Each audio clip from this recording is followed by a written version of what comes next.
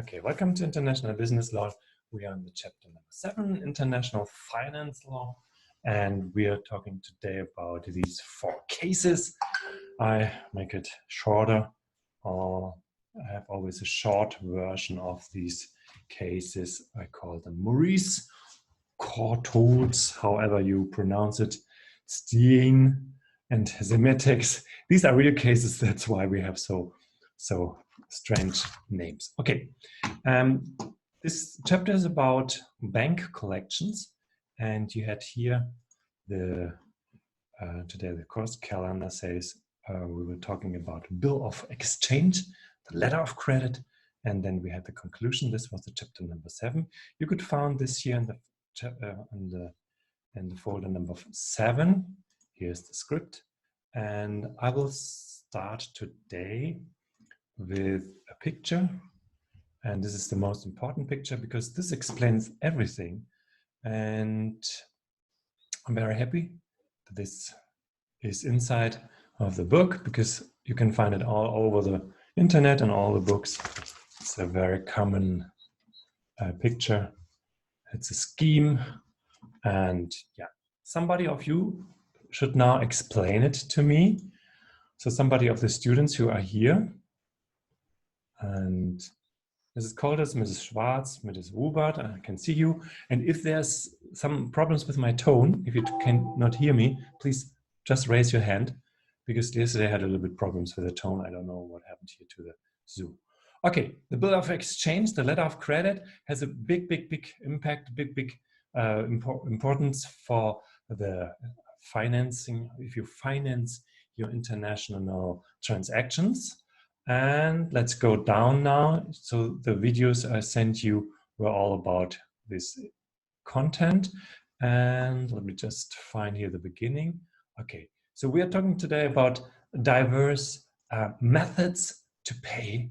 And the problem is always in the international transactions, you have different currencies, and you don't want really to send real money because there's always the problem of thieves, of fraud, and that's why we have a bill of exchange and we have a letter of credit, and we know this already a little bit from the transportation law, and we have not a documentary. Sometimes it's a little bit like a documentary sale, but it's not about the title, den Besitz des Eigentums. So we are not looking now at the title of the goods, who is the owner of the goods. We are now looking to the other side. We're looking to the money. So this is what you get from the goods. Also wir sind jetzt auf der anderen Seite. Transportrecht hat sich mehr um die Ware gekümmert, und jetzt kümmern wir uns um das Geld. Ne? Ganz einfach 2 Seiten. Sie kriegen ja Ware für Geld.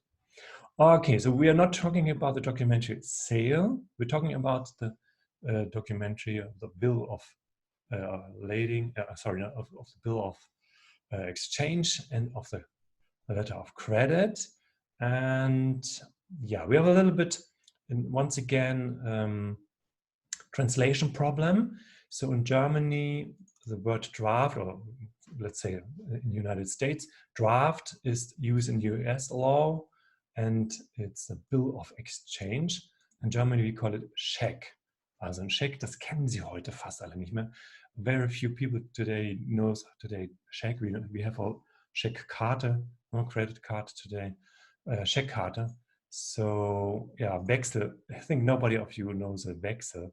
A Wechsel is that somebody is obliged to give you money. If you present him the Wechsel, the bill of exchange draft, then he has to give you money.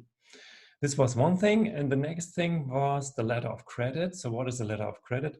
The letter of credit only has, it's like a credit. It's like a Kredit, a Darlehen, that somebody says, okay, in the future, one day, I will give you money, but from today, you have the right to get this from me. Also das Darlehen oder die Letter of Credit ist einfach nur eine Zusage. Ich stehe für diesen Betrag dann irgendwann mal in der Zukunft. Okay, now this is the main difference between these 2 words, these 2 very important terms. And let's go down. And yeah, here you have a time draft, so a draft and a check under letter of credit. So this goes together.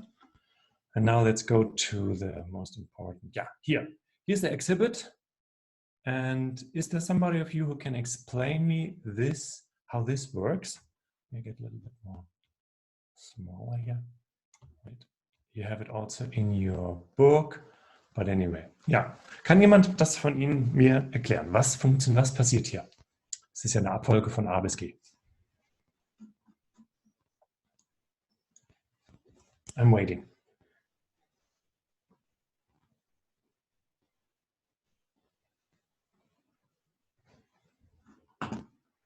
Was passiert hier?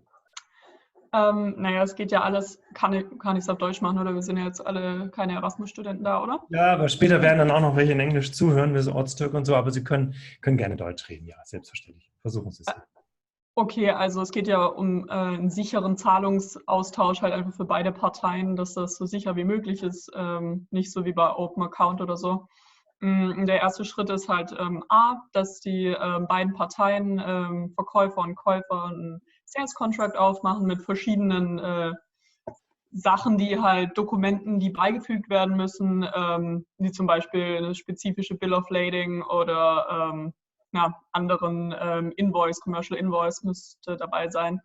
Wenn das dann ausgemacht ist, dann fragt der Buyer bei seiner Bank, die Issuing Bank, nach einem Letter of Credit an, also so wie ich das verstanden habe, ein Kredit. Und die Issuing Bank issued dann den Letter of Credit zur Confirming Bank, das ist die Bank vom Seller. Und diese reicht dann wiederum den Letter of Credit zum Seller weiter. Ja. Und wenn der Seller die Dokumente dann bekommen hat, verschickt der die Waren meistens dann über C. Wenn das passiert ist, issues LC to advising bank by Swift Network, promise, was macht der Seller dann? Documents negotiated with payment through negotiated. Ja, genau, dann geht das Geld halt, dann werden die Dokumente wieder vom Seller in die andere Richtung geschickt. Und wenn die Dokumente mit den Dokumenten aus dem Sales Contract übereinstimmen, accepted die Issuing Bank das Geld oder der Wert der Ware und bezahlt die Advising Bank, die dann wiederum den Seller bezahlt. Und die Issuing Bank gibt dann die hat das Geld ja am Anfang schon vom Buyer bekommen, gibt dann die Dokumente weiter an den Buyer und nur mit den Dokumenten kann der Buyer dann zum Port gehen und dort die Dokumente gegen die Ware eintauschen und ist dann im Endeffekt, wenn der Seller schon im Besitz vom Geld ist, im Besitz der Ware. Ja. Genau. Und was ist jetzt der Unterschied zwischen Letter of Credit und Bill of Lading? Bill of Exchange? Das ist eine gute Frage. Weiß das vielleicht jemand anderes? So what's the difference between letter of credit and the bill of exchange? Naja, das haben Sie doch eben erklärt, oder? Also ja, der Bill of Exchange ist sozusagen ein Check und Letter of Credit ist ein Kredit oder ein Darlehen, was ich in der Zukunft bezahlen werde. Ist eine Zusage von einer Bank, die sagt einer anderen Bank, wir würden das liefern. Und dann, wo ist der Bill of Exchange? Wo ist der hier unten? Wo finden Sie den Bill of Exchange? Also hier ist der LC, ist der Letter of Credit. And then Payment Exempt of Draft. Hier unten ist der, das ist der F. Das heißt, der Draft oder Bill of Exchange after Documents checked. Das heißt, wir haben eine Separierung zwischen, ja, das Geld kommt, Geldzusage und dann wirklich, das Geld wird herausgegeben in Form eines Wechsels. So you use a draft and this draft is like money, right? The good thing of the draft is, or bill of exchange, that you can sell this draft. So it's like money, and you can give this money to another person. So it's in Germany we call it in former days we call it Barscheck. Sie konnten also diesen Scheck weiter verkaufen. Jeder, der diesen Scheck hatte, konnte zur Bank gehen oder zum Aussteller und kann sagen, ich kriege das Geld. Das ist wie Geld. Das ist, wie gesagt, alles alt. Barscheck gibt es nicht mehr. Früher gab es auch mal ein Sparbuch. Kennen Sie noch ein Sparbuch? Sparbuch? Ja, das Sparbuch musste man gut aufbewahren. Es gab früher Sparbücher, wenn man die kommt man zur Bank gehen, musste jeder sofort auszahlen. Ja. Gut, okay. This is the most important, circle that we have here. And sometimes there are some problems. Okay, wait. I gave some other here pictures, for example, from Wirtschaftslexikon, Gabler, so you can a little bit find here a little bit. It's a little bit upside down. So here the banks are up, and down there here's the applicant and the beneficiary. So these are some other words in there, and we have it also here again: exporter, importer, shipment of goods. So it's almost the same. Good. So if this is okay, if you understand this, then we can now start with the cases. And the first case was Maurice O'Meara versus National Bank of New York. It's a very old case, but you know, we have these cases. They are precedence cases, and they are so important because in these cases, this was the beginning of rules, because we are in the case law area in the United States. So these cases are like the first time that you publish a law in Germany, something like this. Okay, so what happened here in the Maurice O'Meara case? And thank you, Mrs. Golditz. Yeah. If you like, you can now present your case. Yeah. Start, please.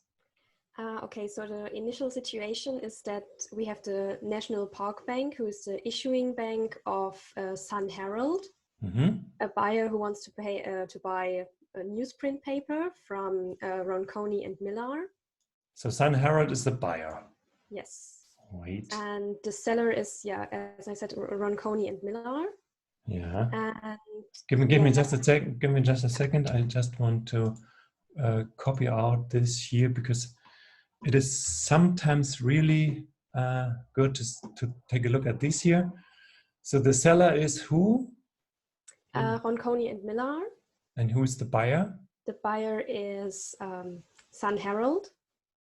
Okay, so the buyer has to pay something, and the issuing bank is? National Park Bank, New York. Okay, good.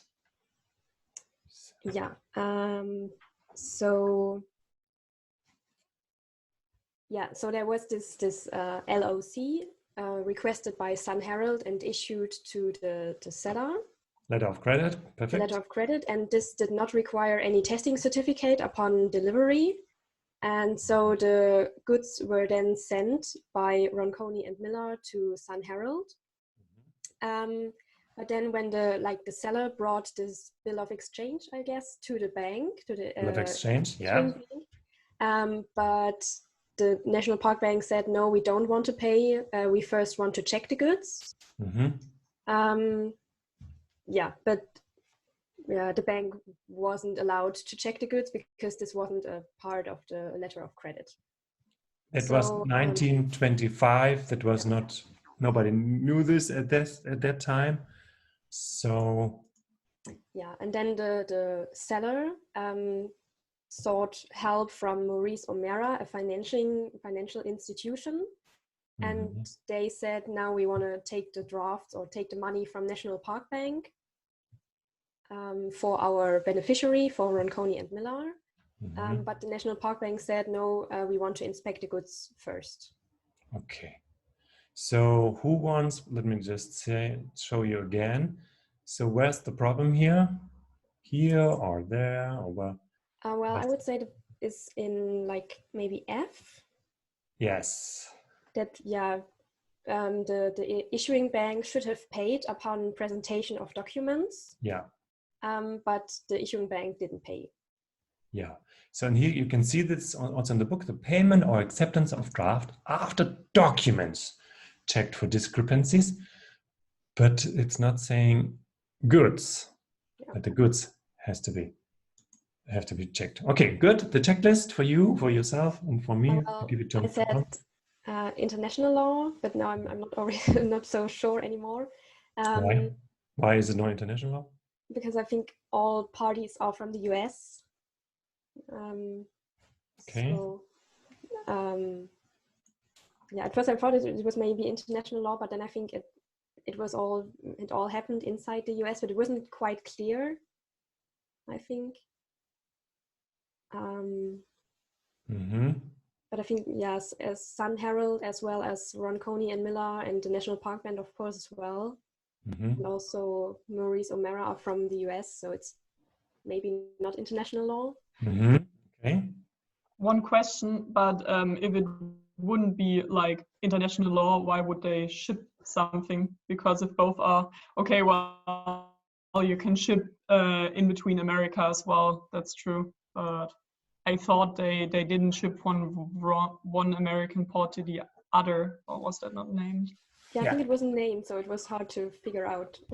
Okay, but in the script, you could see there was a chapter and it said that bill of exchange and letter of credit are also used in local transactions.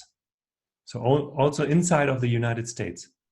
So this was, I don't know, we had to look it up. Yeah. But we don't care, because this is a rule that came out of this case, maybe in a local case, but it has a huge impact to international cases, right? Okay. So you could then, so you should then just state or write down that you can say, even if you don't know that if it's international law, it has a big impact, influence to international transactions. Okay. Okay. Yeah. Then, well, the country in which this happens, and then the law which is applicable. Also, then what did the letter of credit really require? Yeah. And then in the end, it's the solution that the LOC is independent of the sales contract, and there was no, checking of the goods required, but only checking of the documents presented. Yeah, very good. So you can see in this case, and this will happen now more and more, we have another problem with the first, second, or third step. We even don't know something. It doesn't, the case is not saying us anything about country applicable law. So this is not the main point here. The focus must be on the requirements of LOC and how the circle is with bill of exchange. And so you have to describe this, the circle, the system. This is very important, right? So, and the outcome is that the LOC or LC is independent of sales contract. So the most important thing in the exam in these cases is that you describe the procedure. First sales contract, then LOC or LC, then draft, and so on, right? These are the steps. Perfect. So your terms? Well, my terms here are still international law. Maybe one can replace that with bill of exchange, perhaps. Then I have the documentary draft as the general procedure, maybe. Then a negotiable instrument, which is the bill of exchange, I think, or the letter of credit. Maybe both are. Then letter of credit and banker's acceptance, so that the bank says they will pay upon presentation of documents. Yeah, good. Well, then again, I have sources of international law. Then as I thought it was an international case, I chose the uniform customs and practice. But then again, I thought, there's also the UCC for the only national law. So when it's also only national law, it's probably only the UCC. Yes. Then again, I have the letter of credit, which with its requirements. Sorry. That's fine. That's from Mrs. Schwarz. Yeah. Okay, go on. The next one is the independence principle, so which says that sales contract is independent of the letter of credit. This is one of the most important outcomes of this case. I would definitely tell you or say something here under the terms, right? This, Okay. it's a rule, I know. It's a principle. You can also have it here in the provisions, but it also can show up here in the terms. Mm-hmm. Okay. And finally, I have the sales contract. One question. If you choose the independence principle to be a term, can I still then, because I chose it and then one of my provisions is missing, so I have to choose another one, can I then just choose the UCP 600, even though it's like the independent? Yeah, so that's all right. For example.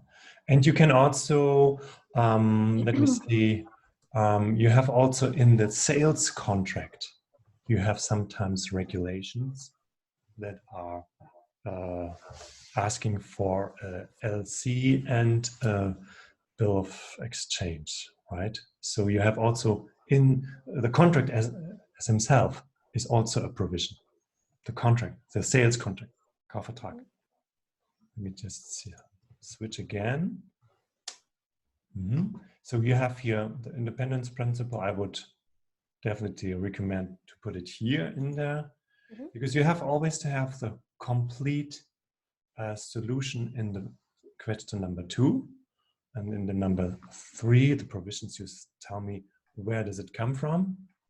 And of course, in the sources of international law, the independence, so you can say customs. So you can leave this here, customs. International custom is, and then you can say that one of the international customs is the independence principle as shown in the number 2. And of course, then we have the UCP, and we have the sales contract. The sales contract who is asking for a letter of credit, and then we have the letter of credit, and there's written that some bank is giving you credit, and then we have here the bill of exchange who is saying, okay, yes, you can get the money from the bank, who's signing the letter of the bill of exchange, the draft. So I would a little bit make the order a little bit sales contract, and then letter of credit, and then bill of exchange on draft, right? Good. Who are the participants? Well, we have the plaintiff, Maurice O'Mara, defendant National Park Bank, and the court, which is the Court of Appeals in New York. Then the buyer, who is Sun Herald, and Ronconi and Miller, the seller or beneficiary. Okay. Good. And what does Maurice O'Mara, why is he different to Sun Herald and Ronconi? Why is well, he's like the advising bank for the seller. Okay, good. So you have to a little bit describe this in your case. Any questions, Mrs. Schwarz or Mrs. Hubert, and something? I can always switch here because it's very good. You presented very good, Mrs. Kolditz. And we have the participants. I think they're all the same. So the numbers, what are the most important time things? Well, the amount of the newsprint paper, and also the value of the goods, then the dates of delivery, the amounts of drafts to be paid. I'm not sure if that's different maybe from the value, but I chose it as a separate number. And then there was the letter from the defendant where he stated something, and I included the date of the letter. So we don't know exactly what's in there, but okay. Normally, in a practical case, in the real world, if somebody's asking you about times and deadlines and so on, you should always give me the process. So first we had a sales contract. There was a time when we have the closure of the sales contract. This is the first thing. Also, please give me the numbers in a chronological way. This is more logical. Of course, you took out now the first numbers you found in the case. I understand this, but in the real world, you start always with first sales contract. Then we had the letter of credit somewhere. Then we had the goods were shipped, and yes, that were some tons, and they had a value, and they were delivered. someone someday, and then we had the problem that the money was not paid because the draft was, they checked the draft and they wanted to check also the goods. So please write it down in more chronological order. Let me see if Mrs. Schwarz has done this. Tons of newtons, refuse payment, value, date of delivery, 10 size, strength of paper. Yeah, okay, Ms. Schwarz. But I think now you understand, right? This is what's in the real world. The interest is always that you can tell somebody else, okay, these are the numbers, this is very important, and this happens after that, right? Good, perfect. Let's see. So in the exam, I would give you 1 or 2 points minus. So I would give you only 8 points, even if everything is correct. If you don't have the right chronological, but other students they have, then maybe I give you 1 point or 2 points less, right? Just to make a difference between students who did it really good. Okay, the solution sketch. Yeah, well, after the checklist again, I have international law. Maybe that's not, but we said it's not that important. Yeah. Just like the country. Then also the applicable law would probably be the UCC. Yeah, not of course. Just Uniform Customs. If somebody's now asking me, but the UCSP it didn't exist in 1925. It's not important, right?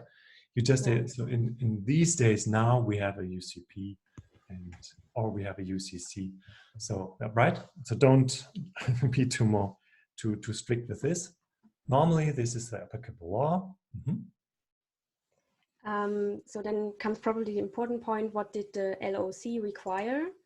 And it said that there's no testing certificate was to be presented. Yeah. And then I also included like the independence principle again, that the LOC has nothing to do with the sales contract. So it's just the bank, National Park Bank, has to pay upon presentation of the proper documents without previous inspection of the goods to check if the quality is right. That doesn't have to concern the bank. Cool. Yeah. Let me just check Mrs. Schwarz. Do we have another solution? No, only you. Okay. Which security for payment did the parties decide on? Document LC, side draft. What was the bank's application? Presented. Yeah, pay side draft to seller when presented by GNU documents specified in the LC. Did the bank have a right to inspect test paper before payment? No. Did not provide such need for testing certificate. Independence principle. Did the documents correspond to what had been purchased? Yes, the document presented was sufficient. Perfect. So this is a perfect here. This is a perfect solution. Very good, Mrs. Schwarz. So you just focused on that. What's here interesting, right? So you have it also in there here, but you have it only within one step. So you should a little bit go more into detail. So you will get also points here in the exam, maybe 8 points. I give you a little bit less because Mrs. Schwarz did it better. Yeah. Now let's go to the formulations. What can we make? We can make, what kind of formulation did you try it here? Well, for the plaintiff, so the financial institution, I said that the letter of credit issued by the defendant was in no connection to the purchase contract, and therefore, the bank didn't have any obligation or right to inspect the goods upon delivery. So you took this out of these are the reasons, right, from the plaintiff, right? So that's why. Okay, so just put it out of the claim. Yeah, that was the word I was looking for. Okay, and the documents present by the seller on Coney conform to the requirements, as it was the only condition for payment. The bank has to pay the full amount. Very good. And now from the perspective of the defendant. Well, the first formulation here is the formulation of from the letter which the defendant wrote, that they said we have a reasonable doubt and that the quality is not as requested, and before we can't check it, we won't pay. Good. And the presented documents do not conform to the requirements. We are unable. Okay, very good. So, yeah, but you know the reason that is behind this, why the judge decided like this. Banks are not interested in checking goods, right? They are too far away to have somebody who is then checking if the paper is good or not. Okay, let's see, Mrs. Schwartz, which formulation do you have? The LC was not involved. The contract has been this way. Okay, it's almost the same. The bank has no right to refuse payment are reasons of non-correspondence between the shipped goods and the documents which accompanied the draft. Yeah, so we know this already from the transportation law lecture. And the formulation number 2, there has arisen a reasonable doubt. Okay, this is the same like Mrs. Collins. It's very good. Thank you. Are there any questions to this case? Yes, just a general question. So in the exam, we have 1.5 hours for everything, right? Mm-hmm. Because I feel like that's like not a lot of time. I already need an hour to read the case and prepare this draft, and then we have to do all the rest as well. Mm-hmm. Yeah, that is the case. Okay. What is the question? Just if it's 1.5 hours, but you answered that. I have to check it again. Let me see in OPAL, but I think we talked about this. So you will get this year, you will get known cases, right? All these cases that we are talking about, you will get these cases. So you can prepare it now. You should prepare it now. You have a draft. I know it's a lot of work during this semester, but I also reduced the requirements. Let me just say module description. Module looks, this is 466. Yeah. Yes. So I think if you do your homework very good now, you can make it. Some of the students, they do it so good. You just check it. They are leaving the exam. Yeah, 90 minutes. Okay. Is it yours? Yeah, I think that's. So some of the students, they leave the classroom in 10 minutes. They just see the case, they prepare it, and they go. And please, they send me first, right? Okay. Is that what you have concerns about? Another question: even if we're going to write the exam in the HTW, we're still going to use our laptops, right? So it's still a laptop exam with you. Yeah, and I have now, it's not 100% sure, but the Prüfungsausschuss gave me the acceptance that you can write at home. Ah, okay. So this is my goal. We have to wait a little bit. There's one thing missing. I have a lawyer in the university. He is still to confirm this, but the Prüfungsausschuss gave a go, but let me just wait a little bit, yeah. But one thing about the presentation of the cases, then in like every one of us gonna pick another case in the exam. Just wanted to make sure that we are able to mark important stuff in the case then, because for example, if we would use the book we purchased, I heard it also from other students, you can't really mark something there because the program somehow doesn't allow it. But in the exam we're going to be presented, like the cases are going to be presented in a way that we can really work with them, right? Yeah, but you know them already, or of course. Yeah, sure, but I only take cases that we talked about here. This is this semester only cases that we talked about. So you will get a document from me, and then yes, you can mark something in there. But most of the time, I upload all the cases here on OPAL. So it is a Word document, probably. Sorry? It is a Word document. Yeah, I will send you a Word document. I'm still working. You will put the case number in there as well, so we know from which chapter it is. I have not decided this yet. I can do this, but normally there's a name on it. Okay. And then I think you will find it very quick. Yeah. Okay. Right. I haven't decided. It's a good question. Yeah. Normally I don't do this. No, normally I just give you the case, but this semester everything is a little bit different.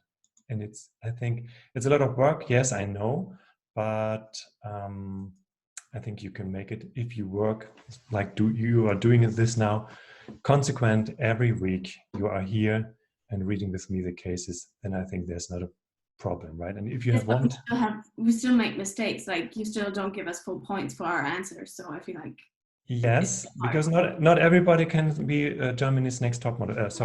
Can get an A, right? This is sometimes you will see that some of you did the homework very good, but still some improvements are possible. And at the exam, you know, some professors, they ask me, you must have, all students must have an A, 100%. It's not the truth. Only you, if you are here and if you're working consequent here and if you have luck to get the case that you prepared, then you get an A and you're leaving in 10 minutes or 5. I had this in the past, you know, I do this now for 7 years, 2013, I came back from America. So since then, I've done this as a student as well in America. You know, I was in America 1 year, not as a professor, I was a student. So I switched the side in America and it was hard. It was hard for me to be a student again. And I didn't get an A in all my exam, of course not. Good. I think I will give you a more detailed answer about the exam. I have to wait a little bit, 1 week or 2 weeks, and then I can tell you. And then we can start to practice this a little bit. Also ich werde noch mal ein bisschen üben mit Ihnen, wie das mit diesen Prüfungen geht. Sie sollen sich die über Opal, kriegen Sie das dann also können Sie sich das runterladen, den Fall. Ne? Das ist das Ziel. Aber wie gesagt, wir müssen noch ein Gespräch abwarten. Gut. And if not, we have always a plan B. Good. Next case, Coutals, North America. I don't know how we pronounce it. Here we had a case from 1975. Who solved the case? I think only Mrs. Schwartz sent me something. Is that right? Only Mrs. Schwartz? Good. Then let's go to this case. So what happened here in this case?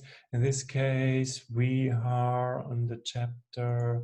So we are talking now about the CL. Let me see. It's about, the rule of strict compliance. What is the rule of strict compliance? That means that the terms of documents presented to the issuing bank must strictly conform to the requirements to the letter of credit and to the laws, to the UCP. And this is what the case is explaining to us. Mrs. Schwartz, would you like to present your case?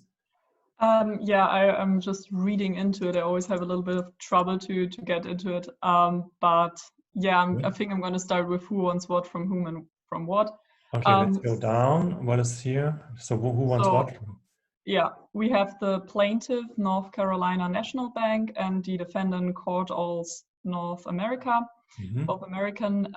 So the bank wants to reverse the judgment made after the defendant, the Coutals, North America, brought actions against the bank after it refused to accept drafts of the defendant due to discrepancies between the letter of credit and the commercial invoice given to the bank by its customer and the buyer of the defendant's good, Adastra Knitting Mills. So that's also another participant, the buyer.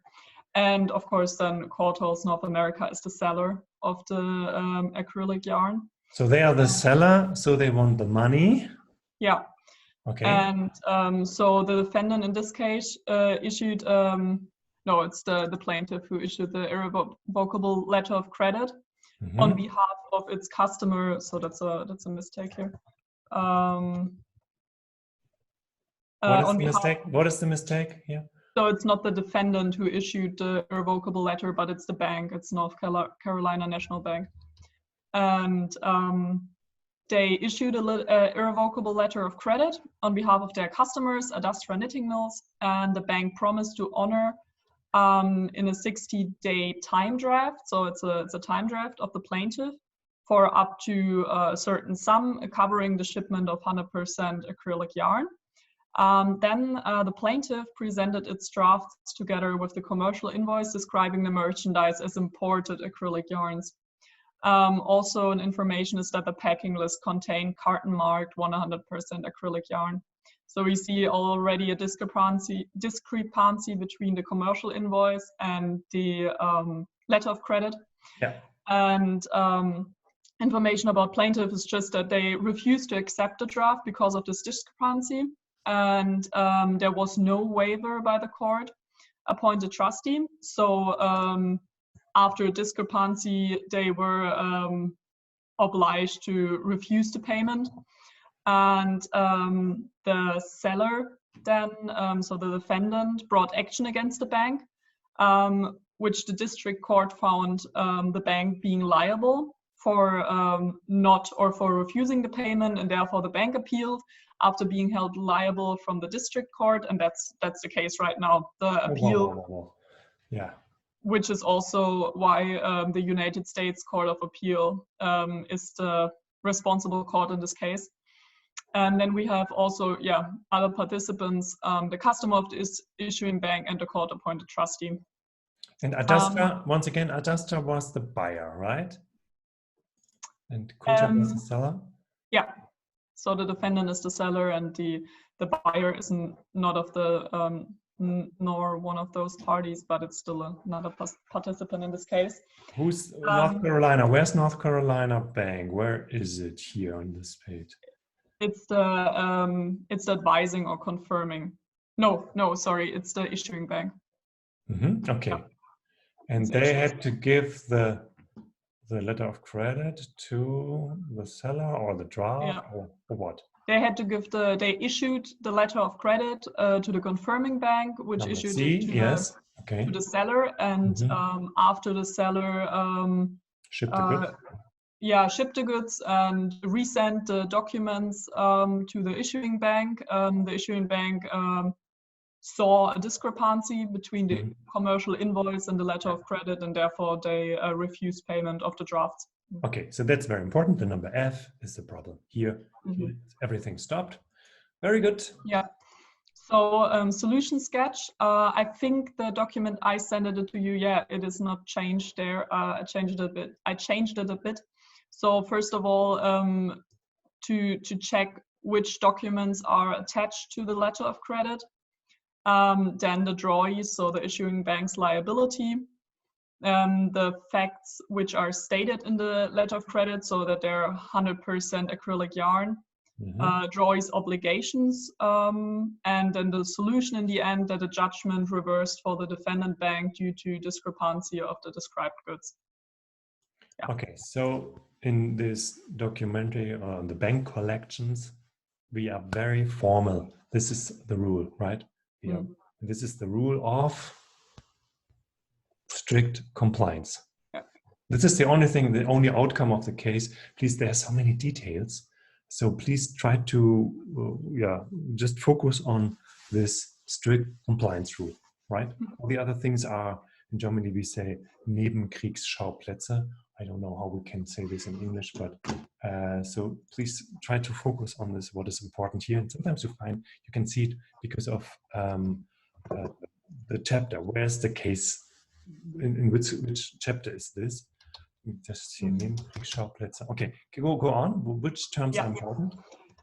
So the terms, international law, then I chose time drafts, the packing list, the discrepancy, and waive, because there was no waiver, so the bank had to refuse it. And under provisions, source of international law, the strict compliance rule, the irrevocable letter of credit, commercial invoice, and rule of construction.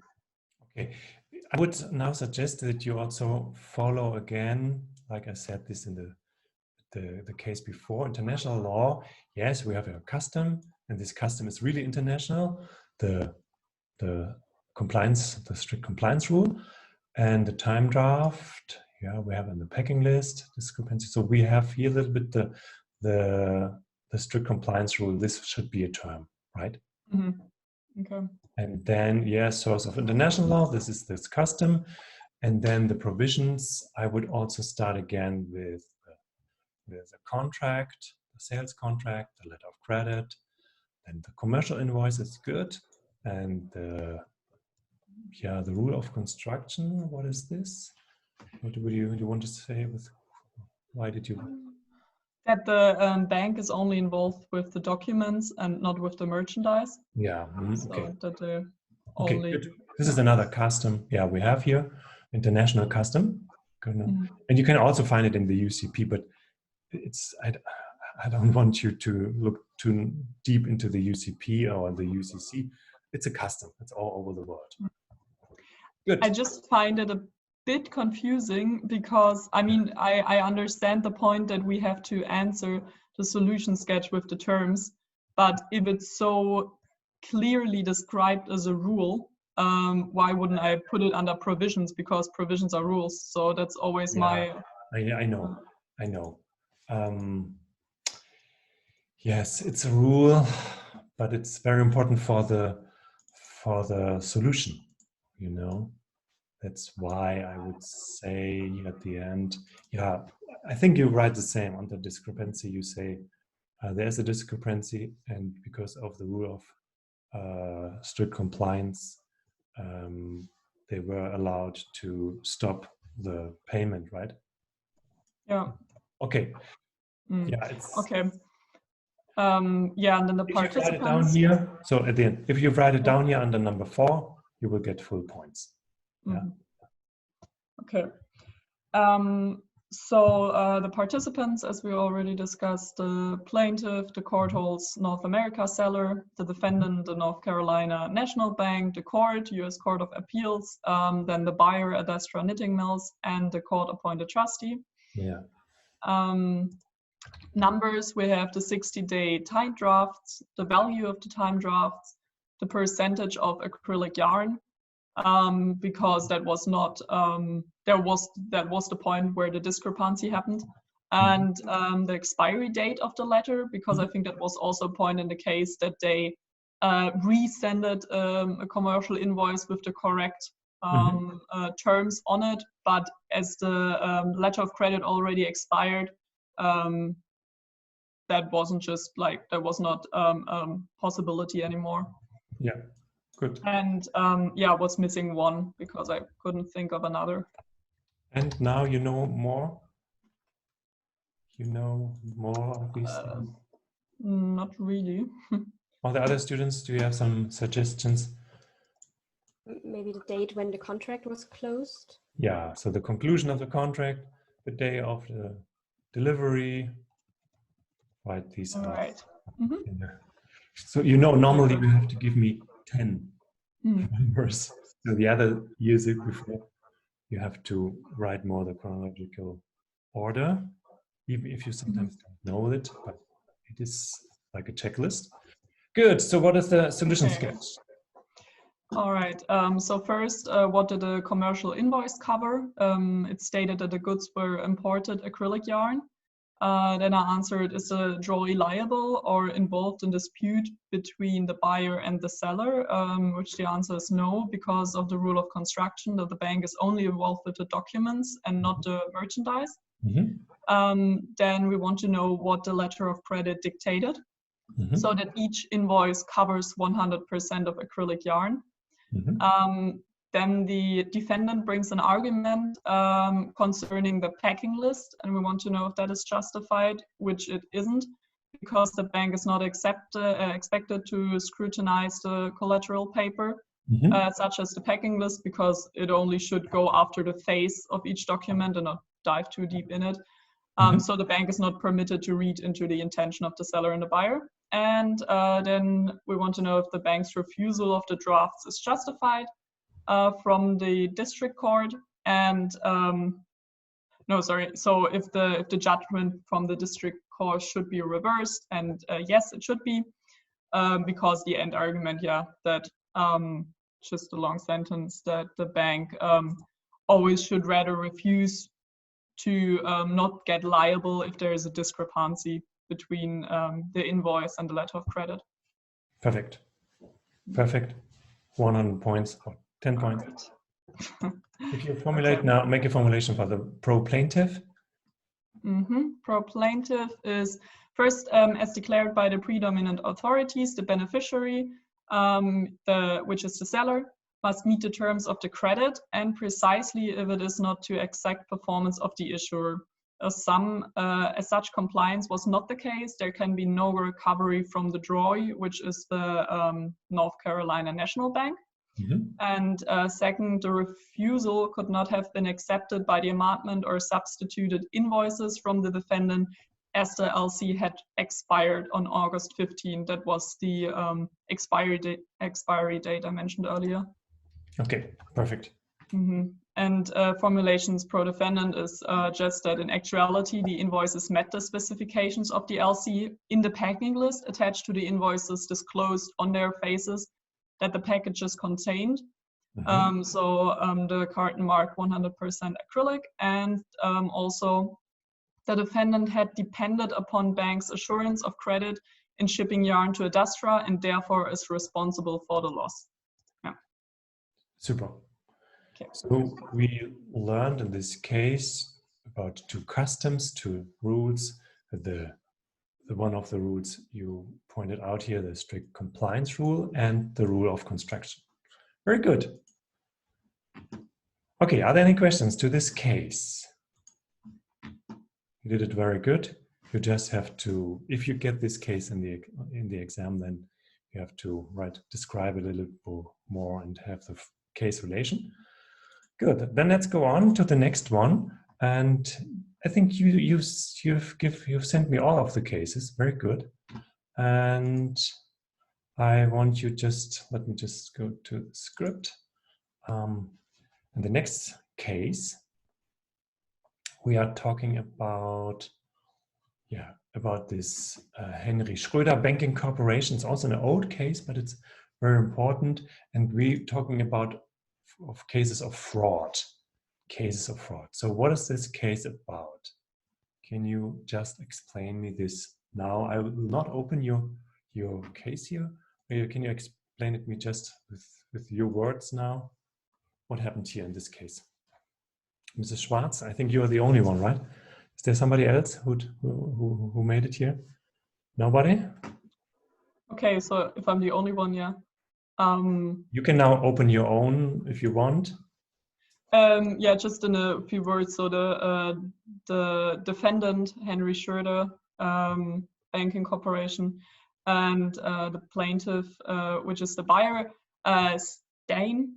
And there was the problem of fraud and transaction, which was the main issue here, because just the seller, Transy Trader India, just shipped worthless stuff instead of the contracted what was it, hog bristles? Hog bristles. Yeah, so it was just the goods they agreed on weren't shipped, but and other worthless rubbish. You know, this is what these are the typical risks in international transactions. So there's some fraud. Yeah. So which terms are important here? I will just open it very quickly. I think it's okay, right? Yeah, sure. Better for you to find. So what is the problem here? Terms we want to have a look at, or yeah, I opened it now here. So the international law, because two nationalities involved in the shipment. The site draft I chose because the bank had to pay in the end if at site with the documents, which were kind of the problem, because they can just refuse if there is a discrepancy, which wasn't even the case in this case. So if the bank wouldn't have known that there was a fraudulent action involved, then they would have needed to pay, even though it was like rubbish which was shipped, because the commercial invoice and everything attached and the bill of lading, which was in this case important, just met every requirements of the letter of credit.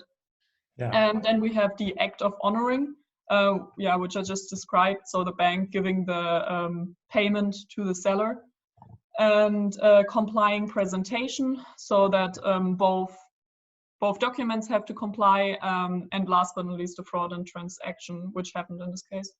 So if the bank knows about something about the fraud, are they allowed to refuse the payment?